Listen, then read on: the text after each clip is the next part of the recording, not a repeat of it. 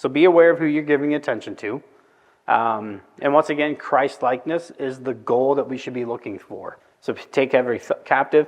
There's another thing that we've taught here at our church, and this is not it's the Wesley Quadrilateral. So if you're wanting to know what truth is, there's 4 filters that I would encourage you to look through. Number 1 is Scripture. And the way that you interpret Scripture is with Scripture. Right? So if you don't know something, you use the other parts of Scripture to interpret it. Right?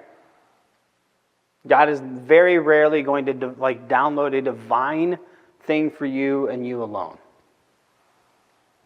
He will speak to you. It's the transcendence of God, that he holds the universe in the palm of his hand, and he also knows how many hairs you have on your head. Or on your back in my case, right? So the deal is, he cares about every single thing about you, right? But he's not going to give you a divine revelation for you alone. Those are how cults are started. So you translate Scripture within Scripture.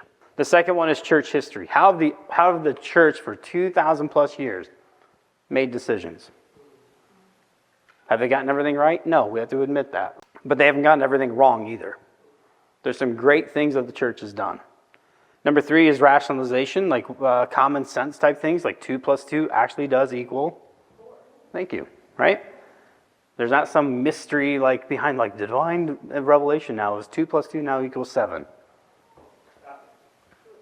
And sometimes people, because they have great emphasis on syllables, and you're like, oh man, it sounds so great. Yep, that's true. And you're like, really? Because you can get passionate and loud, wave my hands around, I can get you to convince that 2 plus 2 is 7? Maybe not, right? And then fourthly is your personal experience. How have you experienced or encountered with the issue, right? Now, some churches will personal experience higher than Scripture.